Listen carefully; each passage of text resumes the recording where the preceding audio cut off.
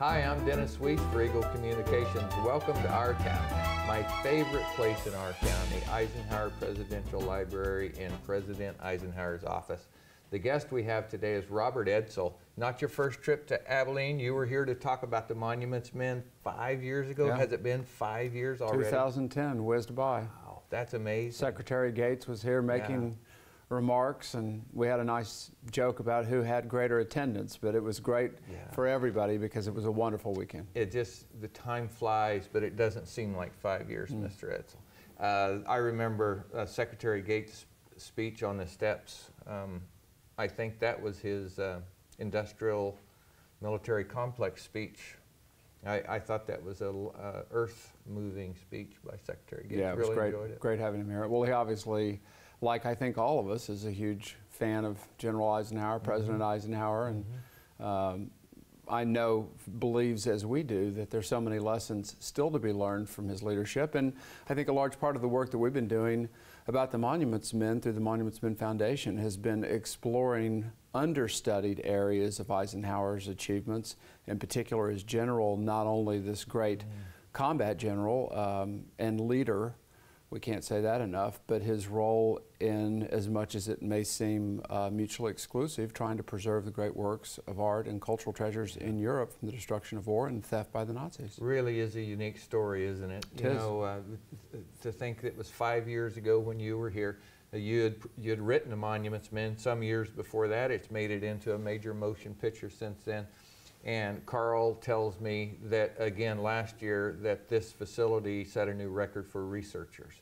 So the interest in the Eisenhower era and the wisdom that's contained here in the archives grows every year.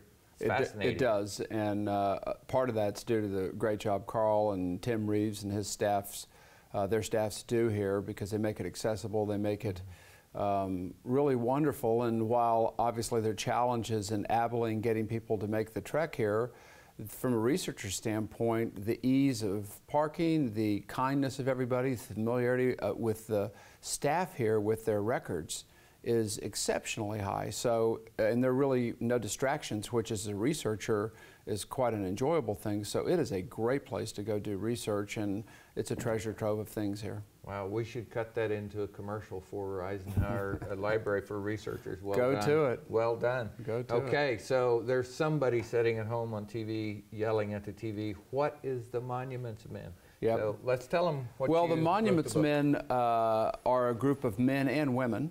The women, of course, didn't serve in combat. They were behind the lines, but they did make a very prominent appearance at the end of the war, working with the men on the post-war work I'll mention in a minute. So these are men, average age about 40. Many were married. Some had kids, grown kids practically. And they all had established careers as museum directors, curators, art historians, college professors, architects, painters, really ran the gamut. And they walked away from these extraordinary careers to volunteer for service. They really were of an age, and given their positions, it was highly unlikely they were going to be drafted. But they felt they had a contribution to make as this new kind of soldier, a cultural preservation officer, if you will, one charged with saving rather than destroying. And it was their idea, a man named George Stout, who was really the father of this idea, who was old enough, he'd seen service the last year of World War I, who realized that the great risk without proper planning was that in the course of trying to defeat Nazism, the United States would create a stain not just on the American army, but on the country that would last forever, inadvertently destroying all the great achievements of Western civilization in the process of working their way to Berlin. And plans were made to try and get this to President Roosevelt's desk, never an easy task even today. And he thought, that makes perfectly good sense, let's do it. And the effort had never been tried on a scale like this before. And these, it started off with an army of one, a guy named Mason Hammond, who was a classics professor from Harvard, who arrived in Sicily several weeks after the landings in July 1943. There were no more at any point in time than 40 monuments officers in all of Italy, but that happened really only at the end of the war. No more than 100 or so in Europe, excluding Italy, again happening pretty much the end of the war. So these guys are largely winging it. They're using their own resources and initiative to find ways within the bureaucracy of the Army to get this job done, and no one prepared for the surprises that the spring of 1945, 70 years ago, would reveal as we moved further into Germany, the discovery of thousands of salt mines and caves and castles filled with millions of cultural treasures, initially from German museums that had been hidden to protect them from Allied bombing, and then the discovery of so many hundreds of thousands of stolen objects. Right. You know, the preservation of cultural art had never been undertaken before on any organized scale. Maybe an individual had, but it's certainly never been the aim of a certain portion of an army, in a conquering army. And they were going into a place that was literally full of the treasures of the world. So. Well, I think the words that we would have heard from previous conquerors or generals about art was "go loot it," as a policy of the Army or as a way to compensate soldiers. This general, Eisenhower, enunciated the policy of the Western Allies, which was to the victors do not belong the spoils of war, and these things will be returned to the countries from which they were taken. We're talking about a sea change in the development of civilization, and that's why this moment in 1945 that we're celebrating today is historic for so many reasons, and now we're really learning more about another one to be celebrating, and that is the how of why we're able to go to museums and churches and other places throughout Western Europe and be lulled into thinking nothing ever happened because these places look like they always looked. But we know that they couldn't have been there then. Someone had to have moved them, someone had to have protected them, someone had to find them and take care of them until Europe got up off its back. And it was the brilliance and the nobility of General Eisenhower to see this is something important to do.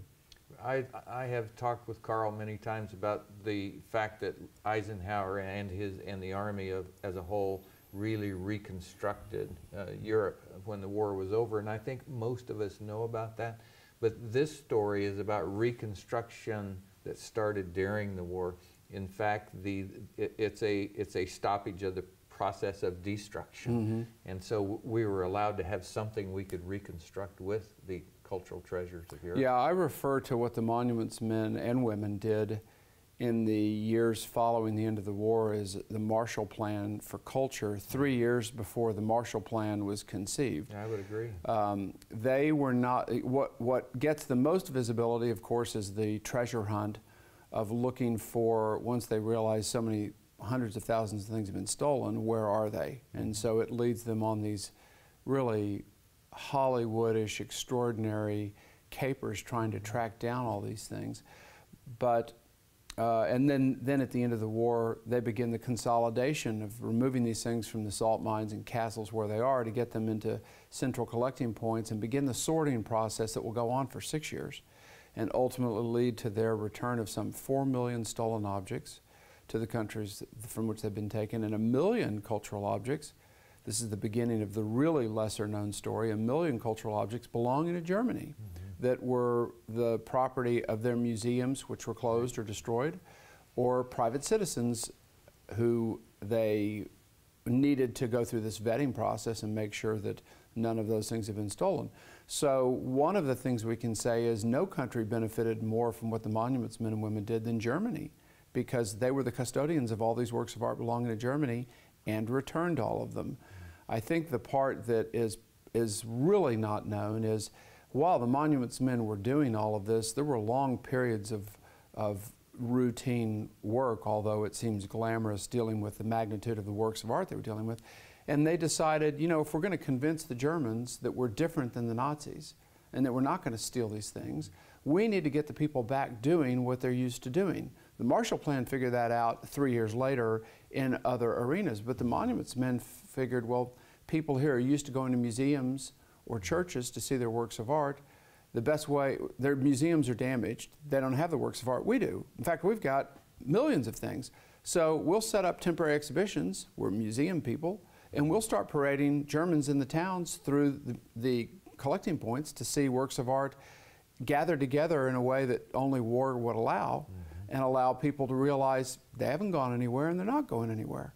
And that was really instrumental, because I think we see today in poverty-stricken countries, in Middle Eastern countries, when people aren't occupied, engaged in doing something productive that's meaningful to them, a job, school, etc., they start throwing rocks. And that's the beginning of things unraveling. And there was a great period, as you alluded to earlier, where things could have gone very differently in Europe, and it could have stalled and had a far different outcome than what it did. Right. And the act of putting those people in front of their own art objects, I see that as a very healing event. You know, it wasn't the day of the internet where you could just get on, you know, Facebook, Twitter, or any news source and read what the outcome of today's battle is. That a museum was set up by those people walking through the rehumanizing process, our association, one human to another. We're enemies on the battle of combat, now are sharing a museum. That's a unique step forward as people to people. I think it is. I think just the satisfaction and humanity of Germans being around other Germans, where there aren't bombs dropping, where they could all go hang out together and know that they're safe. This was an idea that really started in Rome with the monuments officers there. They thought, well, you know, as long as we're here, and as long as we have works of art from these 5 museums that in a million years would never agree to loan works of art to go to one exhibit, we have a chance to do something no curator has ever had a chance to do. And they were wildly successful. I think the monuments men and women, though, I think they had another idea that is so better depicted in a photograph I saw, back to your point about why these cultural outings by the people were so important. There was a great photograph we found at the National Archives in College Park of a church where the top half of the church had been destroyed. And so it was an open air church. The pews were there, the altar was there, portions of the stained glass supports were coming up behind the altar. It looked actually quite normal, except the top half had just been destroyed. And it was winter time in 45. The war's been over 5 or 6 months. And you see all these people in a light rain with their heavy wool overcoats on, so they don't have waterproof gear on. Men with hats on, sitting there in the church. The organ, of course, was destroyed, so they put a piano up there on the altar, and they were listening to secular music to hear a concert, just the sound of music. So, you know, what people today would get dressed up in nice clothes and go sit out in the rain to hear music. But these things had been so absent. I mean, they'd heard nothing but the sound of bombing for 3 years, and for the previous year, practically every day. It's impossible for us to deprive ourselves of these things, as you say, we take for granted, just getting in your car and turning the radio on. What a luxury it was for them. I look at economic development issues a lot, and I see communities around that are struggling with, you know, are arts worth investing in? And I think of those days. If you need to see the value of arts on people, look at those days. You can see it very clearly in the process of healing the human spirit and bringing things back to normalcy. That was a starting point for many of those communities, is those events you described. I agree. Okay, what about some of the human stories? I've read some other authors who delve into where the art came from, the backstory, the human story. The Monuments Men doesn't focus on that. I read the book, excellent book, enjoyed it a lot. But with as many years of research as you put into it, you surely have come across many interesting stories about the people whose art ended up in other people's hands. Well, we had a story just this week of returning 5 paintings from 2 different discoveries that we announced at the State Department on Tuesday. Paintings that were taken by people we can't say for certain, but they ended up in the hands of American soldier, an officer, Major Oftebro, in one case, paintings that were at a salt mine near the town of Dessau in what would be East Germany, that had been hidden there to protect their works from Allied bombing. Again, the whole story running in reverse now. And he won these paintings in a poker game, was the story that he told his family, and may very well have happened. Who took these paintings out of the salt mine, we'll never know. Right. And he's since passed. And then the other two pictures came out of a castle north of Frankfurt that was commandeered for an American Officers Club, and a number of things disappeared from there. And a woman who worked for Special Services Library Branch bought them off a soldier for 20 bucks. So we have a toll-free number, the foundation does, 1-866 World War II Art, WWIIART. It's 866-994-4278. That we're doing something no one's ever thought of doing. That is going out to the general public and asking them for their help in finding these things. We don't care how it got back to the United States. We don't care whether a soldier took it. We don't care whether they shipped it home, whether they bought it from somebody else, whether they swapped it with a Russian. It's irrelevant at this stage. What is important to know is that these things can't be sold. They're part of the cultural property that General Eisenhower and all of his generals issued order after order prohibiting the removal of cultural treasures. They have legal status. Well, they do, and there are all sorts of adverse consequences to sell anything like that. Aware that it's been taken is to violate the National Stolen Properties Act, and no one wants to do that. What we find is that people say to us all the time, we've had it all these years, we've wanted to know what to do with it, we didn't know who to call. Right. We were concerned about calling someone and telling them we had it. The foundation's returned, I don't know, 20 or 25 things so far, from library books belonging to the University of Naples Library a few years ago to important albums that belonged to Hitler that were taken from Berchtesgaden. Those we donated to the National Archives at College Park, other things that have gone to the Deutsches Museum in Berlin. So it was great to see these paintings, and I just want to add, back to your point about the human element, when we contacted, and I personally went to Dessau to meet with their museum director, their researcher, their custodian of the records, has worked there for almost 50 years since she was a young woman, through all the years of East German rule. And there were 250 or so paintings from that museum collection that disappeared during the war. Again, no one knows who's taken them. None have showed up until we found these three. Really? And she was in tears. Wow. And she said, this is the most significant day of my life. We've sat here and we've taken care of these records. We're a poor town. We can't keep the museum open all the time. People need their museum, back to what you said. And the shot of encouragement and hope that it's bringing to this community now, this story's been on the front page of their paper for several days. It's going to be a big deal when the paintings go home. So it's hard for us sometimes as Americans to understand why three paintings could have such an impact on a town. But it's not hard to explain it to people when you see that kind of human impact. I want to take you a bit of a segue. The human element, we both understand. What puzzles me is what we're seeing today and the seemingly lack of reaction to it. You know, the Third Reich was simply stealing art for its own purposes. Very little was destroyed on purpose anyway. But we are seeing other great historical treasures in the Middle East destroyed today, day after day after day after day. And the Monuments Men, it still remains the last great work about this topic. And I would think we'll look back someday and think of these days of cultural treasures in the Middle East disappearing as a tragedy. Well, it is a tragedy, and it was to some degree preventable.